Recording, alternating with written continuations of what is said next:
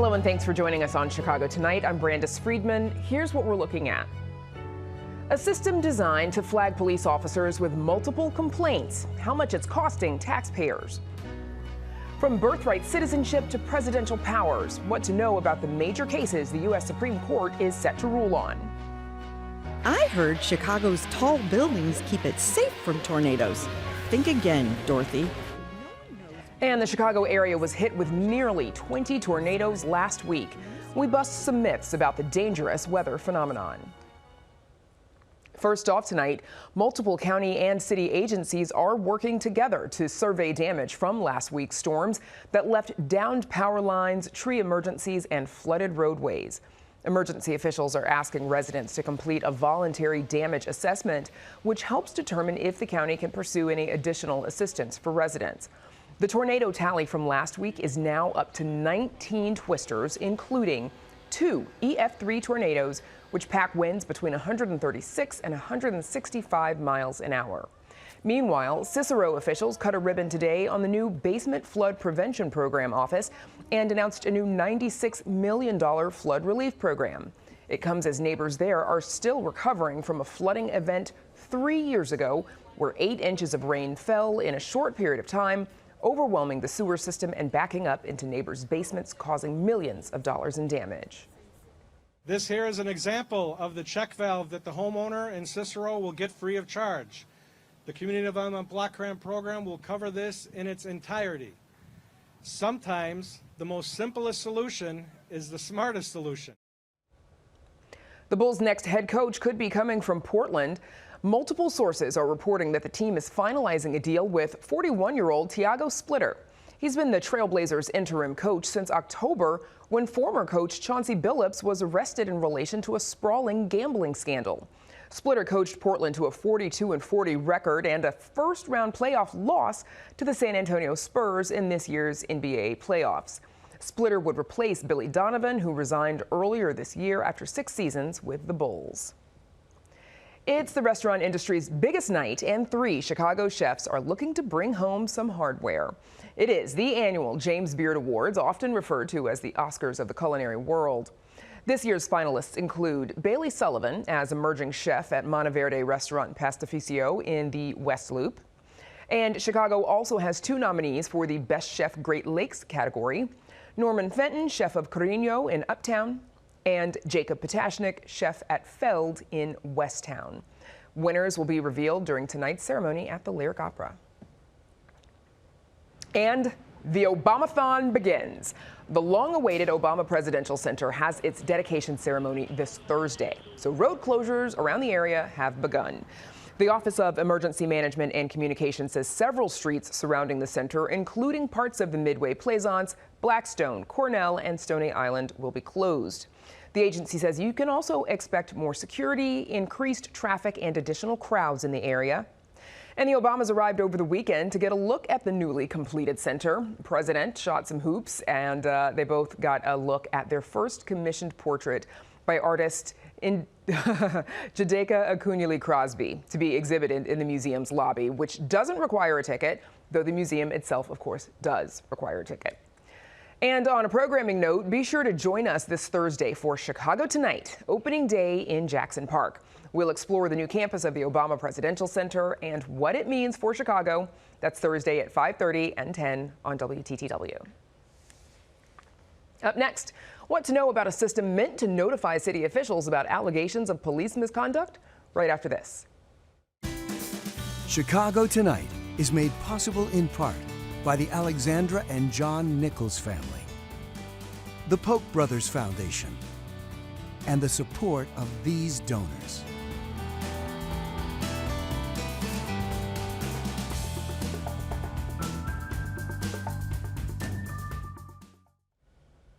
Chicago taxpayers have paid $2.7 million for a system designed to alert officials about which police officers have been the subject of repeated misconduct allegations.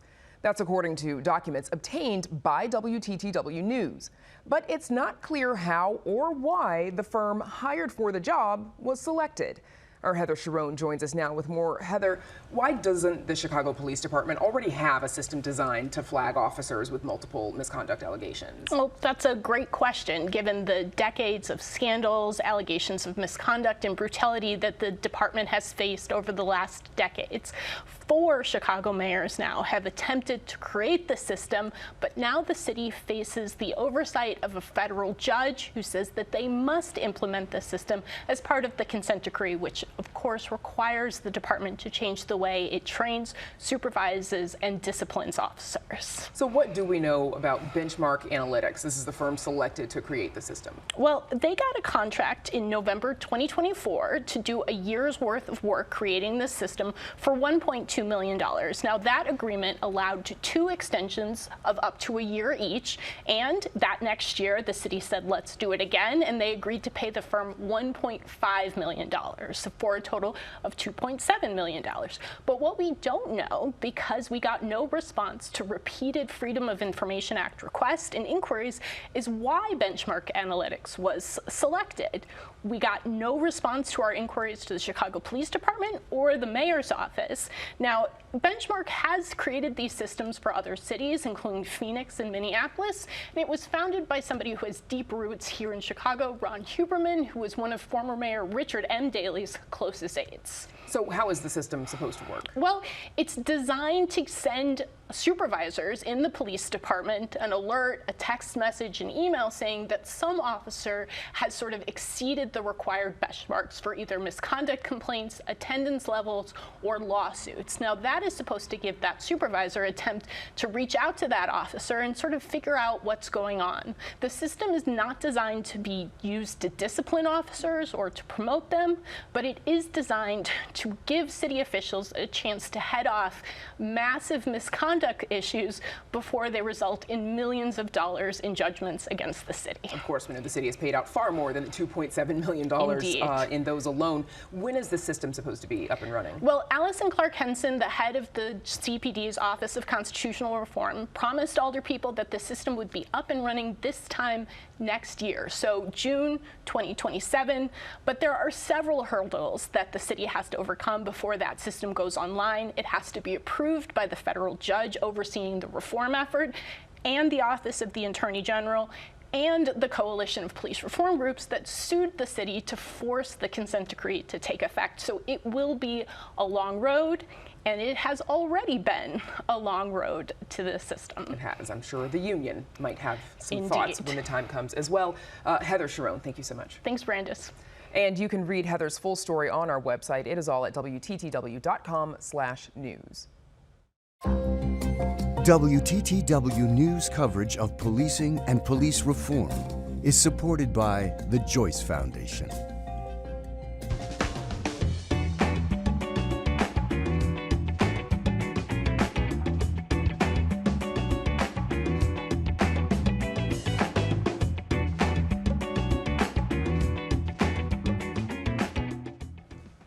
The U.S. Supreme Court's annual June boom is about to begin, bringing an end to months of speculation. The justices are poised to hand down decisions in several landmark cases in the weeks ahead. Their rulings could have sweeping implications for birthright citizenship, presidential power, transgender athletes, and more. Joining us to break down the key cases are Michael Scodro, a partner and co-head of the Supreme Court and appellate practice at Meyer Brown. He was a law clerk to Justice Sandra Day O'Connor and also served for 6 years as Illinois Solicitor General. David Franklin, there he is, thank you. David Franklin, law professor at DePaul University and a former law clerk to Justice Ruth Bader Ginsburg. He also served as Illinois Solicitor General. There he is. And then Jeffrey Stone, law professor at the University of Chicago and former law clerk to Justice William Brennan Jr. He previously served as dean of the UChicago Law School and provost of the university. Gentlemen, thanks to all three of you for joining us. So, Michael, one of the most discussed and maybe the most consequential case we're watching out for is Trump versus Barbara. This one examines birthright citizenship. Remind us of the details of this case. Sure. So this is a case that many have seen before. This is a case that came up through the Supreme Court's so-called emergency or shadow docket last term, where the court dealt with a separate offshoot question involving the so-called nationwide injunctions, whether a single court could issue an order that applies nationwide. This time it's here on the merits for full briefing, and we've had argument on the case. This involves the administration's interpretation of a federal statute and a clause in the 14th Amendment that is called the Citizenship Clause that provides that people who are born in the United States and subject to its jurisdiction are United States citizens. And for centuries now, that has been interpreted to permit almost everyone born in the United States, certain very narrow exceptions, to be treated as a United States citizen with all the benefits that come with that. The current administration believes that particularly the phrase subject to the jurisdiction of in that clause means that individuals have to be here, their parents that give birth have to be here lawfully. And so the president has issued an executive order that has been the subject of litigation since January of 2025. He issued an executive order saying that individuals who are here, whose parents are here temporarily or whose parents are not here lawfully, even though they're born here, they're not considered American citizens, and that's what's being challenged. So, David, SCOTUS, they heard these arguments for this in early April. Justices seemed skeptical of the arguments that were presented by the Trump administration at the time.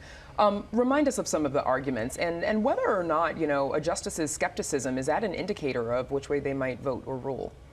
So, I don't know how to put this any other way. The legality of the executive order that we're talking about is dubious in the extreme. I mean, it's almost a frivolous argument in favor of the legality of the order.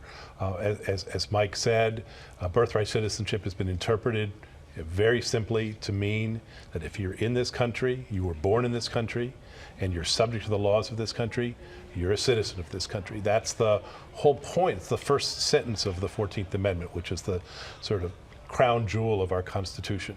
And everything else that flows from that, all of the rights of liberty and equality, are founded on this idea of birthright citizenship.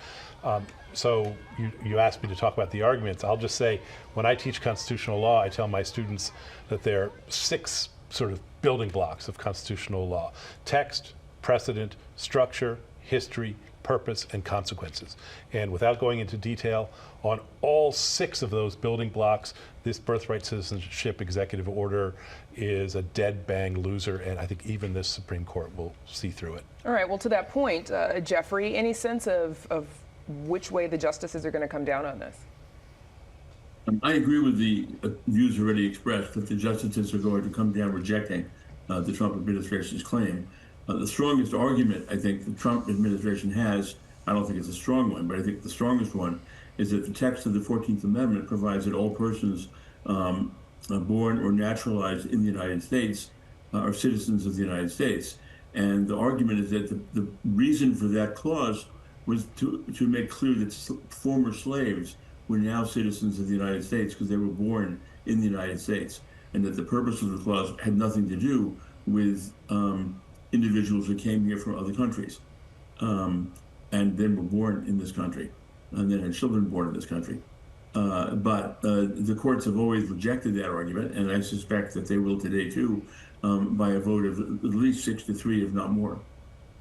Okay, so there is, David, there's another case, Trump v. Slaughter. This one examines the president's power to fire heads of multi-member independent agencies. Remind us what's at stake in this case. Yeah, so 90 years ago, the Supreme Court decided that Congress has the power to create these independent agencies, like the Federal Trade Commission, which is at issue in this case, the National Labor Relations Board, the Federal Reserve, and others, and to make the heads of those agencies insulated to some degree from at-will presidential removal. So if the president wants to fire a member of the FTC, for 90 years the rule has been he has to have good cause for doing so.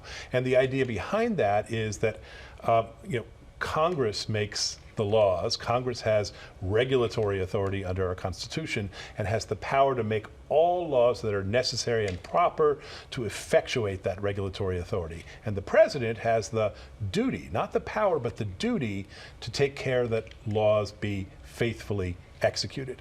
But in the 1980s, largely through the efforts of the late Justice Antonin Scalia, we got this idea of the unitary executive, basically this notion that everybody who exercises any part of the executive power has to work in subordination to the president.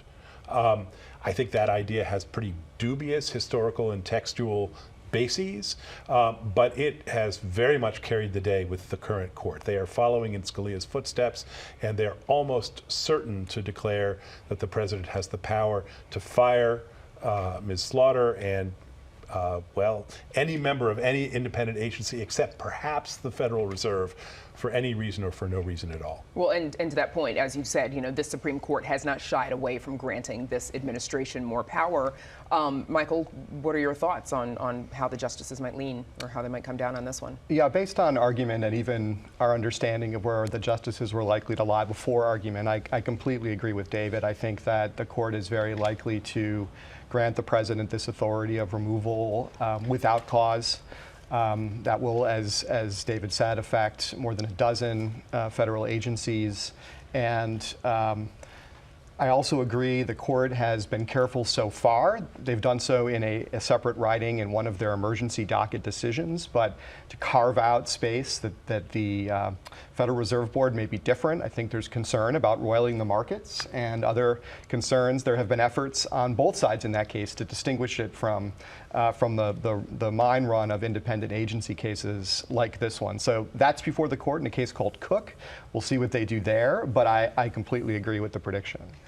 So, Jeffrey, there are two cases that could also have significant consequences for transgender athletes. Talk to us first about Little versus Hecox.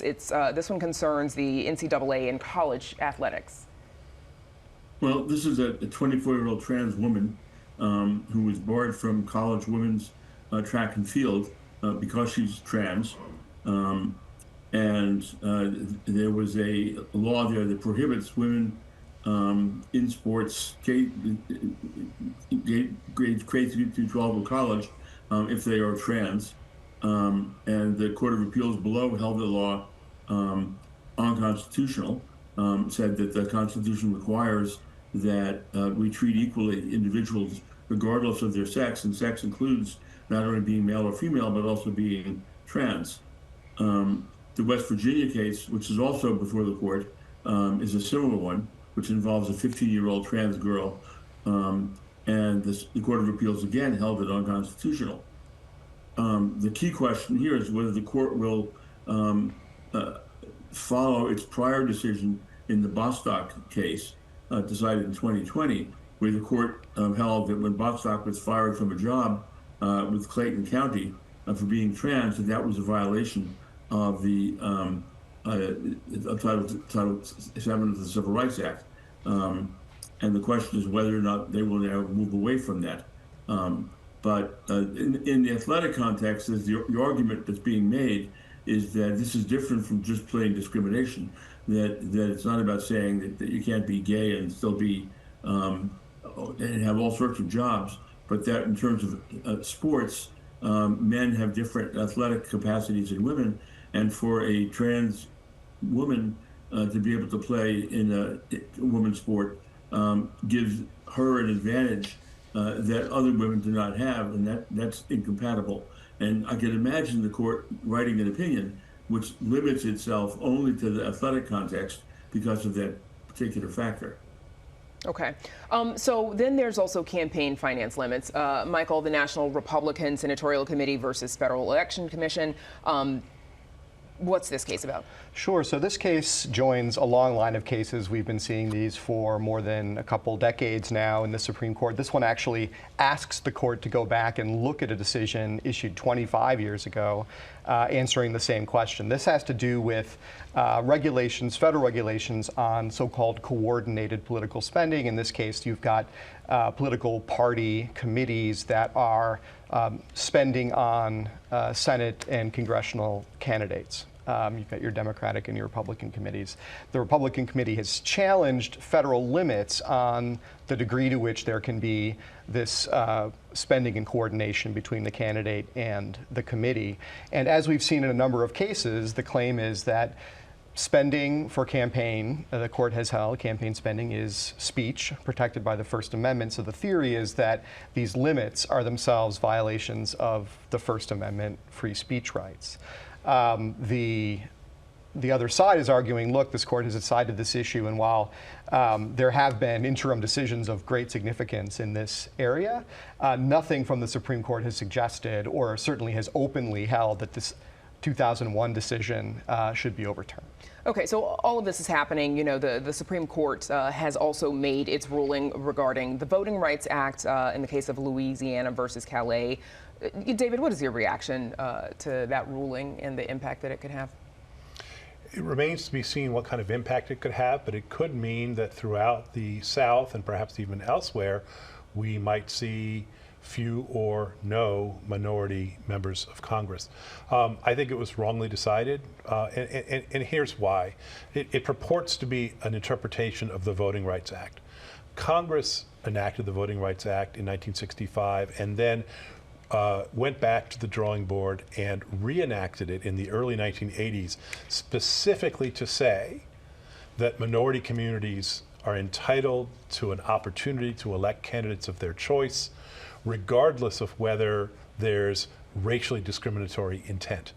What did the Supreme Court decide recently in the Louisiana case? Essentially that there has to be racially discriminatory intent. That's just not a faithful interpretation of what Congress, by overwhelming majorities, said in both 1965 and 1982.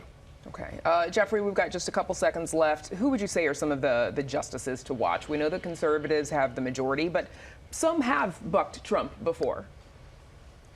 Well, I think Justice Barrett and Justice Kavanaugh are probably the two most likely, and Roberts to a lesser extent, to, quote, buck Trump.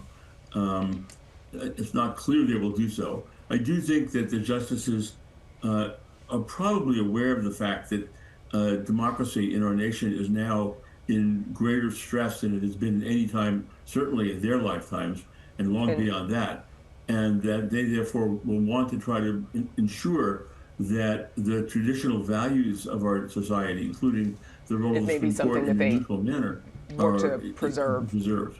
Yeah, okay. Sorry, Jeffrey, to cut you off. We have to go. We're out of time. Jeffrey Stone, David Franklin, and Michael Scodro. Thanks to all three of you for joining us. Appreciate it. Thank you. Up next, debunking an age-old myth about tornadoes and major cities.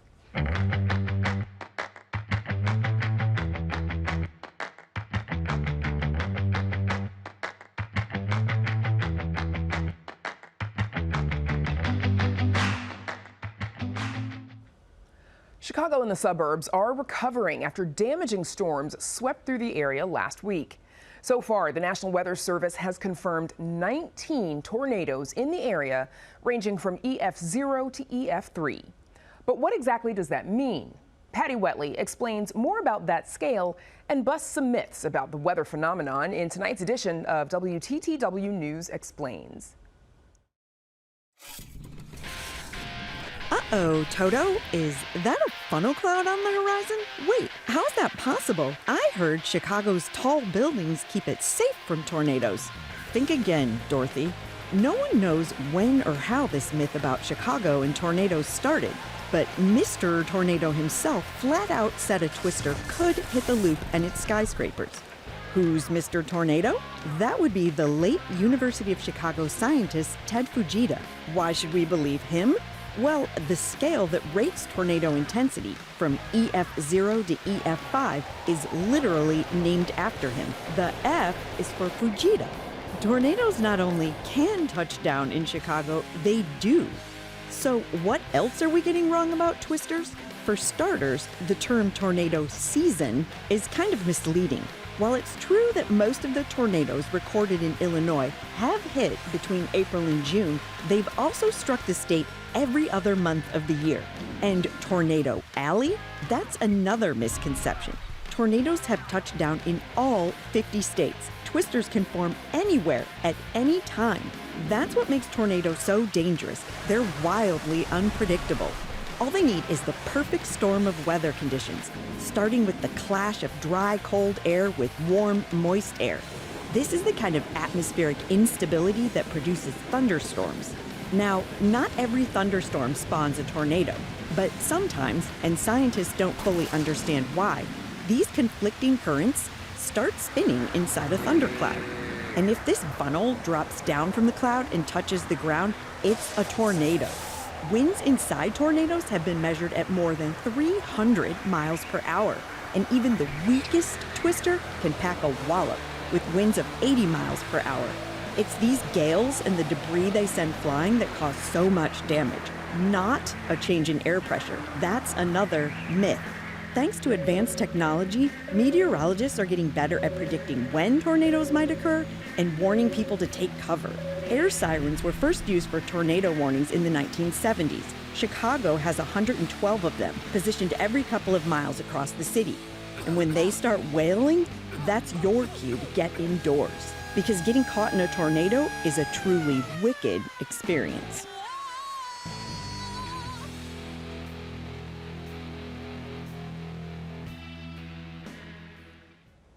And you can see more of our WTTW News Explains series at WTTW.com/explains. And that's our show for this Monday night. Join us tomorrow night at 5:30 and 10. Now, for all of us here at Chicago Tonight, I'm Brandis Friedman. Thank you for watching. Stay healthy and safe, and have a good night.